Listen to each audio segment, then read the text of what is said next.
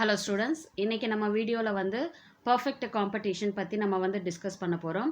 இது வரைக்கும் நம்ம சேனலை சப்ஸ்கிரைப் பண்ணாதவங்க ப்ளீஸ் சப்ஸ்கிரைப் பண்ணுங்கள். பெல் ஐக்கானை கிளிக் பண்ணிவிட்டு ஆல் பட்டன் கிளிக் பண்ணிங்கன்னா நான் போடுற வீடியோஸோட நோட்டிஃபிகேஷன் உங்களுக்கு இமீடியட்டாக வரும். டிஸ்கிரிப்ஷன் பாக்ஸில் இந்த சாப்டருடைய ப்ரீவியஸ் வீடியோஸுடைய லிங்க் கொடுத்துருக்கேன். அதை கிளிக் பண்ணி பார்க்கும்போது சாப்டர் வந்து உங்களுக்கு தெளிவாக புரியும். Okay, perfect competition. Perfect competition அப்படின்னா என்ன அப்படின்னு பார்த்தீங்கன்னா, இப்போ மார்க்கெட்டில் வந்து டிஃப்ரெண்ட் டைப்ஸ் ஆஃப் ப்ராடக்ட்ஸ் இருக்கும். சில ப்ராடக்ட்ஸ் பார்த்தீங்கன்னா வந்து ஐடென்டிக்கலாக இருக்கும். ஐடென்டிக்கல் அப்படின்னு பார்த்தீங்கன்னா ஒரே மாதிரியான ப்ராடக்ட்ஸ் வந்து விற்பாங்க. ஓகேவா? மார்க்கெட்டில் வந்து காய்கறிகள் வந்து நிறைய பேர் விற்பாங்க, ஃப்ரூட்ஸ் நிறைய பேர் வந்து விற்பாங்க, மளிகை சாமான் நிறைய பேர் வந்து விற்பாங்க. அதே மாதிரி பார்த்தீங்கன்னா ஈவன் பெரிய பெரிய ப்ராடக்ட்ஸ், அதாவது டிவி ஆகட்டும், வாஷிங் மிஷினாக இருக்கட்டும், ஸோ எல்லா இடத்துலையுமே ஐடென்டிக்கல் ஒரே மாதிரியான ப்ராடக்ட்ஸை வந்து விற்பாங்க. ஆனால் டிஃப்ரெண்ட் டைப்ஸ் ஆஃப் கம்பெனிஸ் வந்து அதில் விற்பாங்க இல்லையா? ஸோ இந்த பர்ஃபெக்ட் காம்படிஷன் பொறுத்த வரைக்கும் பார்த்தீங்கன்னா நியூமரஸ் நம்பர்ஸ், அதாவது எண்ணற்ற பையர்ஸ் அண்ட் செல்லர்ஸ் வந்து இருப்பாங்க. ஓகேவா? அங்கே வந்து பார்த்தீங்கன்னா அதாவது ஒரே மாதிரியான ப்ராடக்டை யூஸ் பண்ணக்கூடிய பையர்ஸ் அண்ட் செல்லர்ஸ் வந்து பார்த்தீங்கன்னா இந்த மார்க்கெட் ஸ்ட்ரக்சரில் வந்து இருப்பாங்க. ஓகேவா? அதே போல் பார்த்தீங்கன்னா எந்த ஒரு பிஸ்னஸ் பண்ணுறவங்களும் வந்து இந்த பர்ஃபெக்ட் காம்படிஷனில் வந்து ஈஸியாக வந்து அந்த மார்க்கெட்டில் என்ட்ரி ஆகி அவங்க பிஸ்னஸும் பண்ண முடியும். அதே போல் வேணான்றப்ப அவங்களால அந்த மார்க்கெட் ஸ்ட்ரக்சர்லேருந்து வெளியே போக முடியும். ஓகேவா? ஆனால் இந்த பர்ஃபெக்ட் காம்படிஷன் பொறுத்த வரைக்கும் பார்த்தீங்கன்னா எந்த ஒரு சிங்கிள் ப்ரொடியூசரும், ஓகேவா, எந்த ஒரு சிங்கிள் ப்ராடக்டை வந்து சேல் பண்ணக்கூடிய எந்த ஒரு கம்பெனியாக இருந்தாலும் சரி, இல்லை எந்த ஒரு ப்ரொடியூசராக இருந்தாலும் சரி பார்த்தீங்கன்னா அவங்க வந்து அந்த மார்க்கெட்டினுடைய ப்ரைஸில் வந்து எந்த மாற்றத்தையும் வந்து அவங்களால ஏற்படுத்த முடியாது. ஏன்னா இந்த ஒரு பர்டிகுலர் ப்ரொடியூசரோ பர்டிகுலர் ஆர்கனைசேஷனோ வந்து அவங்க ப்ராடக்டை மட்டும் அந்த மார்க்கெட்டில் வந்து அவங்க விற்க போகிறது கிடையாது. ஓகேவா? அங்கே வந்து பார்த்தீங்கன்னா அதே மாதிரி இவங்க ப்ரொடியூஸ் பண்ண இப்போ ஒரு சோப்பாக இருக்கலாம், இல்லை வந்து பேஸ்ட்டாக இருக்கலாம், whatever it may be, different types of companies இருக்குது. எல்லாருமே அந்த மார்க்கெட்டுக்குள்ளே இறங்குவாங்க பிஸ்னஸ் பண்ணுறதுக்கு. அப்படின்னும் பொழுது விலையை வந்து ஒரு சிங்கிள் ப்ரொடியூசர் மட்டும் என்ன பண்ண முடியாது, இன்ஃப்ளூயன்ஸ் பண்ண முடியாது. எல்லா ப்ராடக்ட்டும் ஒரே மாதிரி இருக்கும்போது நிறைய ப்ரைஸ் வேரியேஷன்ஸ் இருந்துச்சுன்னா என்ன ஆகும், மக்கள் வாங்க மாட்டாங்க இல்லையா? ஓரளவுக்கு வந்து வேணால் ப்ரைஸ் டிஃப்ரென்ஸ் இருக்கலாமே தவிர்த்து அப்நார்மலாக வந்து பார்த்தீங்கன்னா ஐடென்டிக்கல் ப்ராடக்ட்ஸில் வந்து சேஞ்சஸ் வந்து கண்டிப்பாக இருக்காது. இப்போ ஆப்வியஸ்லி இப்போ ஒரு சோப்பை நான் 20 ருபீஸ்க்கு விற்கிறேன், அதே மாதிரியான அதே ஃப்ளேவரில் இன்னொரு கம்பெனியினுடைய சோப் வந்து பார்த்தீங்கன்னா 35 ரூபா 50 ரூபா அப்படின்னும் போது ஆட்டோமேட்டிக்காக மக்கள் எதை வாங்குவாங்க, கம்மியாக இருக்கிற பொருளை தான் வந்து, விலை இருக்கிற பொருளை தான் வந்து அவங்க வாங்குவாங்க. ஸோ இதிலிருந்து ஒரு சிங்கிள் ப்ரொடியூசரோ ஒரு சிங்கிள் ஆர்கனைசேஷனோ வந்து பார்த்தீங்கன்னா கண்டிப்பாக அந்த மார்க்கெட் ஸ்ட்ரக்சரில் வந்து அவங்க வந்து ப்ரைஸில் எந்த இன்ஃப்ளூயன்ஸும் வந்து அவங்க வந்து ஏற்படுத்த முடியாது. அப்படிப்பட்டது தான் வந்து பார்த்திங்கன்னா இந்த பர்ஃபெக்ட் காம்படிஷன் மார்க்கெட் அப்படின்னு சொல்கிறாங்க. ஓகேவா? அதே போல் இந்த பர்ஃபெக்ட் காம்படிஷன் பொறுத்த வரைக்கும் வந்து பார்த்திங்கன்னா மோஸ்ட்லி வந்து மார்க்கெட்டில் வந்து ப்ரைஸ் வந்து ஃபிக்ஸ் செய்யப்படும். ஓகேவா? இதில் வந்து பையர்ஸாக இருந்தாலும் சரி, இல்லை வந்து செல்லர்ஸாக இருந்தாலும் சரி, ப்ரைஸ் இவங்க வந்து ப்ரைஸ் டேக்கர்ஸாக தான் இருப்பாங்க. அதாவது என்ன ப்ரைஸ் இருக்கோ அதில் தான், அந்த மார்க்கெட் ப்ரைஸ் என்னவோ அந்த மார்க்கெட் ப்ரைஸுக்கு தான் சேல் பண்ணுவாங்க. பையர்ஸும் வந்து அந்த மார்க்கெட் ப்ரைஸுக்கு தான் அவங்க வாங்குவாங்க பர்ஃபெக்ட் காம்படிஷன் பொறுத்த வரைக்கும். அது பையர்ஸுக்கு மட்டும் கிடையாது, செல்லர்ஸ்க்கும் அதே தான். அதனால் வந்து என்ன விலை இருக்கோ அதில் தான் வந்து வாங்குறதும் விற்கிறதும் நடக்கிறதுன்றனால இதை வந்து இந்த மார்க்கெட் ஸ்ட்ரக்சர் வந்து பார்த்திங்கன்னா price takers, not for price makers. அதாவது இவங்க வந்து ப்ரைஸை நிர்ணயிக்கிறவங்க கிடையாது, ஆனால் என்ன விலை சொல்லப்பட்டிருக்கோ அதை வந்து எடுத்துக்கிறவங்களாக தான் வந்து இந்த மோஸ்ட்லி இந்த பர்ஃபெக்ட் காம்படிஷன் மார்க்கெட் ஸ்ட்ரக்சரில் வந்து இருக்கும். ஓகேவா? So, it is an ideal but imaginary market. 100% perfect competition cannot be seen. Perfect competition market is the type of market in which a number of buyers and sellers is very large. All are engaged in buying and selling a homogeneous product. Homogeneous product na identical product. ஒரே மாதிரியான பொருட்கள் at uniform price without any artificial restrictions and possessing perfect knowledge of the market at a time. So perfect competition அப்படின்றது வந்து பார்த்திங்கன்னா மார்க்கெட்டில் பொறுத்த வரைக்கும் நிறைய numbers of buyers and sellers இருப்பாங்க. அவங்க வந்து ஒரே பர்டிகுலர் ஐடென்டிக்கல் ப்ராடக்ட் ஹோமோஜினியஸ் ப்ராடக்ட்ஸை வந்து அதாவது ஒரே யூனிஃபார்மாக ஒரே ப்ரைஸில் இருக்கும். அப்படி வாங்கக்கூடிய பையர்ஸ் அண்ட் செல்லர்ஸ் தான் வந்து அந்த இடத்துல வந்து இருப்பாங்க. ஸோ இதில் வந்து எந்த ஒரு கவர்மெண்ட் இன்டர்ஃபியரன்ஸோ இல்லை வந்து ஆர்டிஃபிஷியலாக வந்து ஒரு ரெஸ்ட்ரிக்ஷன்ஸை ஏற்படுத்துறதோ அந்த மாதிரிலாம் வந்து எதுவுமே கிடையாது. அவங்க வந்து ஓகே இந்த பர்ஃபெக்ட் காம்படிஷன் பொறுத்த வரைக்கும் மார்க்கெட் ஸ்ட்ரக்சரை பொறுத்த வரைக்கும் நிறைய ஐடென்டிக்கல் ப்ராடக்ட்ஸ் இருக்கும் without any price difference. Slight difference இருக்குமே தவிர்த்து ப்ரைஸஸில் வந்து பெரிய வேரியேஷன்ஸ் எல்லாம் வந்து இந்த பர்ஃபெக்ட் காம்படிஷனில் மார்க்கெட் ஸ்ட்ரக்சரில் வந்து இருக்காது. So according to Joan Robinson, perfect competition prevails when the demand for the output of each producer is perfectly elastic. So Joan Robinson வந்து பார்த்தீங்கன்னா பர்ஃபெக்ட் காம்படிஷன் பற்றி என்ன டிஃபைன் பண்ணியிருக்காரு அப்படின்னா, perfect competition prevails when the demand for the output of each producer is perfectly elastic. அதாவது இந்த definition வந்து என்ன சொல்ல வருதுன்னா, ஈச் ப்ரொடியூசர்ஸ் ப்ராடக்ட் ஒவ்வொரு ப்ரொடியூசர்ஸினுடைய ப்ராடக்ட்டும் வந்து பார்த்திங்கன்னா ஐடென்டிக்கலாக இருக்கும் இல்லையா, ஒரே மாதிரியாக தான் இருக்கும். பர்ஃபெக்ட் காம்படிஷனை பொறுத்த வரைக்கும் அங்கே மார்க்கெட் ஸ்ட்ரக்சரில் வந்து பார்த்திங்கன்னா ஒரே மாதிரியான ப்ராடக்ட்ஸை டிஃப்ரெண்ட் ஆர்கனைசேஷன்ஸ் வந்து அந்த இடத்துல வந்து விற்பாங்க, அந்த ஃபர்ம்ஸ் வந்து விற்பாங்க. ஸோ அந்த மாதிரி இருக்கிற சிச்சுவேஷனில் ஏதாவது ஒரு ஆர்கனைசேஷன் ஏதாவது ஒரு கம்பெனி வந்து அவங்களுடைய ப்ராடக்டில் ஒரு சேஞ்ச் ஏற்படுத்தி, அதாவது அதிகப்படியான விலையை வந்து அவங்க வந்து கொடுத்தாங்க அப்படின்னா என்ன நடக்கும் அப்படின்னா, பையர்ஸ் வந்து ஆட்டோமேட்டிக்காக அந்த பொருளை வாங்கிறதுக்கு பதிலாக அதுக்கு ரிலேட்டடாக ஈக்குவலாக இருக்கக்கூடிய ப்ராடக்ட் தான் ஆப்வியஸ்லி வாங்க போவாங்க இல்லையா.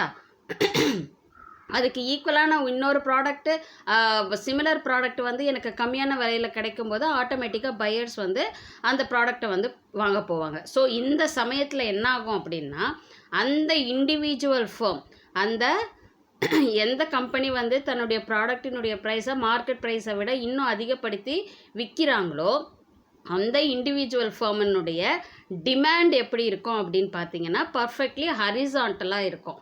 ஓகேவா, அது அவங்களுக்கான எந்த டிமாண்டில் வந்து எந்த சேஞ்சஸுமே இருக்காது. அதாவது ஒரு ஹரிசான்டல் லைன் மாதிரி தான் வந்து டிமாண்ட் கர்வ் வந்து இருக்கும். அதில் வந்து அந்த அவங்க ப்ராடக்ட்டுக்கான எந்த டிமாண்டும் வந்து இன்க்ரீஸ் வந்து ஆகாது அப்படின்னு சொல்கிறாரு. ஸோ இதில் வந்து ஃபீச்சர்ஸ் ஆஃப் பர்ஃபெக்ட் காம்படிஷன் சொல்லியிருக்காங்க. ஓகே, பர்ஃபெக்ட் காம்படிஷன்னா அது என்னென்ன அம்சங்களை வந்து அது கொண்டிருக்கணும் அப்படின்னு பார்த்தீங்கன்னா, large number of buyers and sellers. Perfect காம்படிஷன்ஸை பொறுத்த வரைக்கும் பார்த்தீங்கன்னா அங்கே large number of buyers and sellers வந்து இருப்பாங்க அந்த மார்க்கெட் ஸ்ட்ரக்சரில். Large number of buyers implies that each individual buyer buys a very very small quantum of your product as compared to that found in the market. This means that he has no power to fix the price of the product. He is only a price taker and not a price maker. So ஒரு market ஸ்ட்ரக்சரில் வந்து ஐடென்டிக்கலான ப்ராடக்ட்ஸை வந்து விற்கும் பொழுது மக்கள் வந்து என்ன பண்ணுவாங்க, பையர்ஸ் கஸ்டமர்ஸ் வந்து என்ன பண்ணுவாங்க, அவங்களுக்கு எவ்வளோ பொருள் தேவையோ அதை வந்து என்ன பண்ணுவாங்க, அவங்க வாங்குவாங்க. ஓகேவா. ஸோ மார்க்கெட்டில் வந்து அவங்க கம்பேரிசன் பார்த்துக்கிட்டு அவங்களுக்கு என்ன ப்ராடக்ட் வேணுமோ அவங்க வந்து அதை வாங்குவாங்க. ஆனால் அந்த மார்க்கெட்டில் என்ன ப்ரைஸ் வந்து ஃபிக்ஸ் பண்ணியிருக்கோ அந்த இதுக்கு தான் வந்து பார்த்திங்கன்னா அவங்க ப்ராடக்டை வாங்குவாங்களே தவிர்த்து இவங்க வந்து ஒரு பேரம் பேசியோ வந்து அந்த இடத்துல வந்து பொருளை வந்து ப்ரைஸை ஃபிக்ஸ் பண்ணி அவங்களால வாங்க முடியாது. மார்க்கெட்டில் என்ன ப்ரைஸ் ஃபிக்ஸ் செய்யப்பட்டிருக்கோ அதில் தான் வந்து அவங்க வாங்குவாங்களே தவிர்த்து அவங்களுக்கு எந்த பவரும் வந்து ப்ரைஸில் சேஞ்ச் பண்ணுறதுக்கு கிடையாது.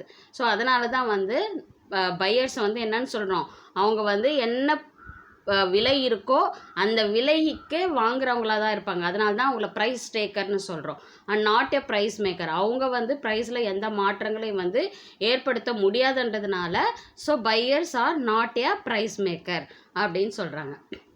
அதே சமயத்தில் the term large number of sellers இருக்காங்க. ஓகேவா, செல்லர்ஸும் வந்து என்ன பண்ணுறாங்க, பொருட்களை மார்க்கெட்டில் வந்து விற்கிறாங்க. So it is implies that share of each individual seller is a very very small quantum of a product. This means that he has no power to fix the price of the product. Like the buyer, the seller is also only a price taker and not a price maker. So இந்த இடத்துல even செல்லர்ஸுக்குன்னா கூட வந்து பார்த்தீங்கன்னா அங்கே வந்து different, அதாவது நிறைய identical products இருக்கிற இடத்துல இவங்களதும் one of the product.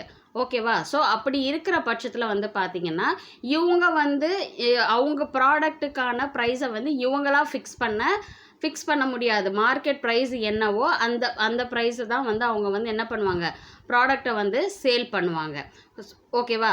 So அப்போ இவங்களும் வந்து என்ன பண்ண முடியாது, ப்ரைஸை வந்து மார்க்கெட்டில் ஃபிக்ஸ் பண்ண முடியாது. அப்படி இருக்கிற பட்சத்தில் பையர் மாதிரியே தான் செல்லரும் வந்து ப்ரைஸ் டேக்கர், அங்கே என்ன ப்ரைஸ் இருக்கோ அந்த ப்ரைஸுக்கு பொருளை விற்றுட்டு வந்துடுவாங்க. ஸோ ப்ரைஸ் டேக்கர் தானே தவிர்த்து ப்ரைஸில் மாற்றத்தை ஏற்படுத்தக்கூடியவங்க வந்து செல்லர்ஸ் கூட கிடையாது அப்படின்னு சொல்கிறாங்க. இது பர்ஃபெக்ட் காம்படிஷனில் இருக்கிற ஃபர்ஸ்ட் ஃபீச்சர். செகண்ட் ஃபீச்சர் வந்து பார்த்திங்கன்னா homogeneous product and uniform price. அதாவது ஐடென்டிக்கலான ப்ராடக்ட்ஸ் இருக்கும், அதே போல் ஒரே மாதிரியான விலையோடு தான் வந்து அந்த மார்க்கெட்டில் இருக்கும். The products sold and bought is homogeneous in nature in the sense that the units of the products are perfectly substitutable. அதாவது இப்போ ஹோமோஜீனியஸ் இன் நேச்சர் அப்படின்னா எந்த பொருளை வந்து வாங்கினாலும் விற்றாலும் வந்து பார்த்திங்கன்னா அதுக்கு ஈக்குவலான இன்னொரு ப்ராடக்டும் அந்த மார்க்கெட்டில் வந்து அவைலபிலிட்டி இருக்கும். ஓகேவா? So all the units of the products are identical. அப்போது பர்ஃபெக்ட் காம்படிஷனை பொறுத்த வரைக்கும் ப்ராடக்ட் எல்லாமே எப்படி இருக்கும், ஐடென்டிக்கலாக இருக்கும். அதாவது சைஸாக இருந்தாலும் சரி, அந்த ப்ராடக்டினுடைய சைஸாக இருந்தாலும் சரி, ஷேப்பாக இருந்தாலும் சரி, கலராக இருந்தாலும் சரி, குவாலிட்டியாக இருந்தாலும் சரி, எல்லாமே வந்து ஈக்குவலாக இருக்கும். Therefore a uniform price prevails in the market. So obviously என்ன ஆகும், எல்லா ப்ராடக்ட்டுமே ஒரே மாதிரியான விலை மட்டும்தான் அந்த இடத்துல வந்து நிர்ணயிக்கப்பட்டிருக்குமே தவிர்த்து பெரிய வேரியேஷன்ஸ் வந்து அந்த ப்ரைஸஸில் வந்து இருக்காது. And free entry and exit. In the short run, it is possible for the very efficient producer producing the product at a low cost to earn supernormal profits. So இப்போ வந்து பார்த்தீங்கன்னா ஒரு கம்மி பீரியட்லேயே வந்து பார்த்தீங்கன்னா மார்க்கெட்டுக்குள்ளே என்ட்ரி ஆவாங்க. இப்போ வந்து தீபாவளி வருதுன்னு வச்சுக்கோங்க, அப்போ வந்து பட்டாசுலாம் வந்து விற்பாங்க. இல்லை பொங்கல் டைமில் வந்து அந்த பொங்கலுக்கான அந்த தோரணங்கள் மற்ற விஷயங்கள் எல்லாம் வந்து என்ன அப்போ பார்த்தீங்கன்னா நிறைய சின்ன சின்ன கடைகள்லாம் வந்து உருவாக ஆரம்பிச்சிடும் இல்லையா? ஸோ அப்படி இந்த மாதிரி ஷார்ட் ரன்னாக வந்து பார்த்தீங்கன்னா மார்க்கெட்டுக்குள்ளே என்ட்ரி ஆகவும் முடியும் இந்த பர்ஃபெக்ட் காம்படிஷனை பொறுத்த வரைக்கும். ஓகேவா? அப்போது எஃபிஷியண்ட்டாக இருக்கக்கூடிய ஒரு ப்ராடக்டினுடைய ப்ரொடியூசர் வந்து பார்த்திங்கன்னா அவங்களுடைய ப்ராடக்டை ஒரு கம்மியான விலையில் ப்ரொடியூஸ் பண்ணி அவங்க என்ன பண்ண முடியும், அதிகப்படியான லாபத்தை அவங்களால எடுக்க முடியும். இது வந்து ஷார்ட் ரன்னாக, அதாவது ஒரு குறுகிய காலம் வரைக்கும் அவங்களோட சேல்ஸை வந்து அப்படி பண்ண முடியும்.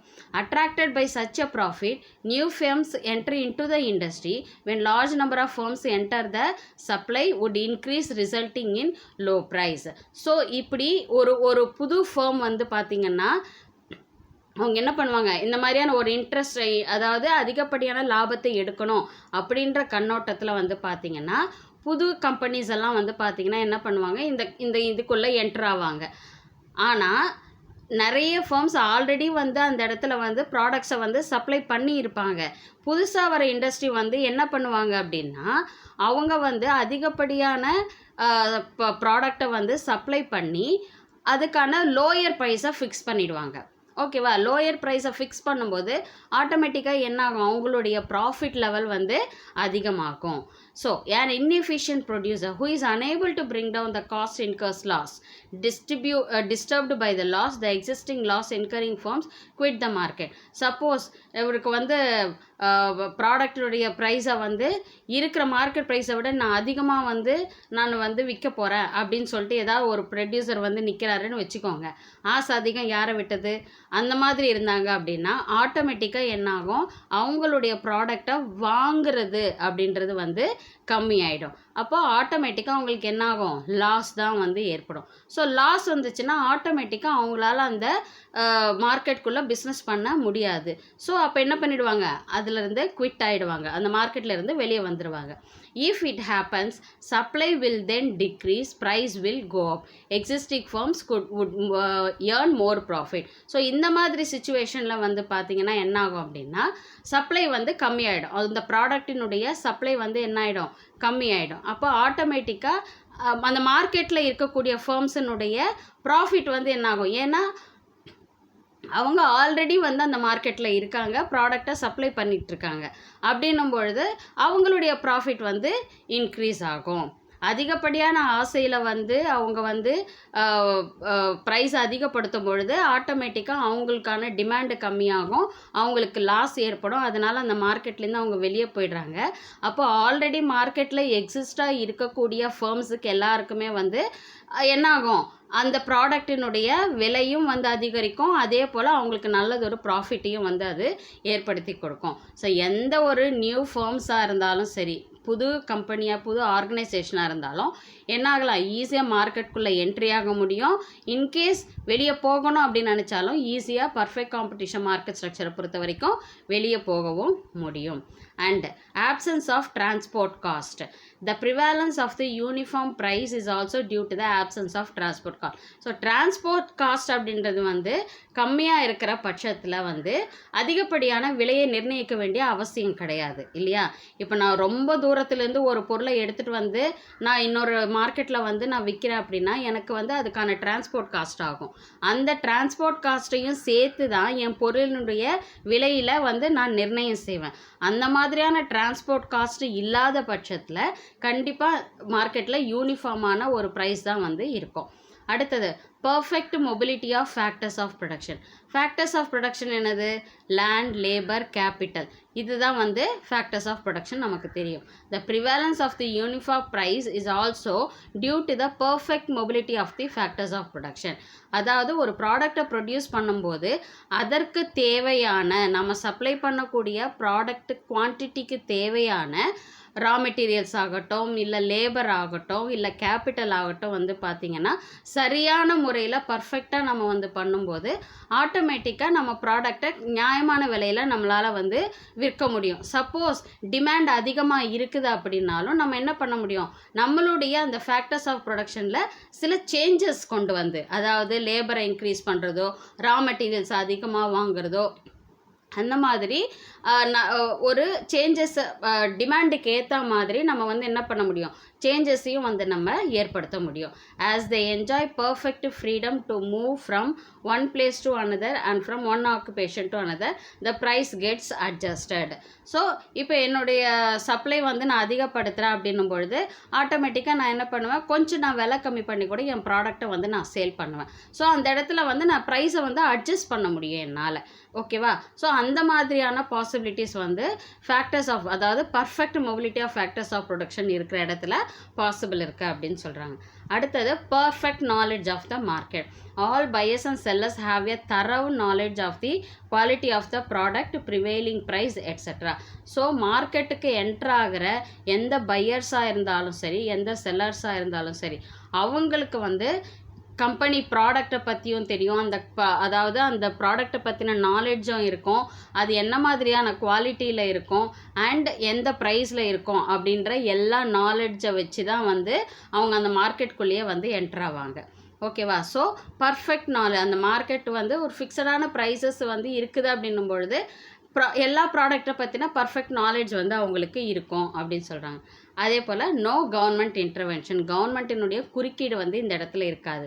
தேர் is no government regulation on supply of raw materials and in the determination of the price etcetera. So raw மெட்டீரியல்ஸில் சப்ளை பண்ணுறதாகட்டும் சரி, இல்லை வந்து விலையை நிர்ணயிக்கிறதுலையும் வந்து பார்த்திங்கன்னா பர்ஃபெக்ட் காம்படிஷன் மார்க்கெட் ஸ்ட்ரக்சரில் வந்து கவர்மெண்ட்டினுடைய இன்டர்ஃபியரன்ஸ், அவங்களுடைய தாக்கம், அதாவது அவங்க வந்து எந்த விதமான மாற்றங்களையும் வந்து அந்த இடத்துல வந்து ஏற்படுத்தும். அவங்க வந்து அந்த மார்க்கெட்டை இன்ஃப்ளூயன்ஸ் பண்ண முடியாது. ஸோ இதெல்லாம் தான் வந்து பார்த்தீங்கன்னா ஃபீச்சர்ஸ் ஆஃப் பர்ஃபெக்ட் காம்படிஷன். இதில் ஏதாவது உங்களுக்கு டவுட்ஸ் இருந்துச்சுன்னா கமெண்ட் செக்ஷனில் கமெண்ட் பண்ணுங்க. உங்கள் டவுட்ஸை வந்து நான் கிளாரிஃபை பண்ணுறேன். ஸோ நெக்ஸ்ட் வீடியோவில் பார்க்கலாம். தேங்க்யூ.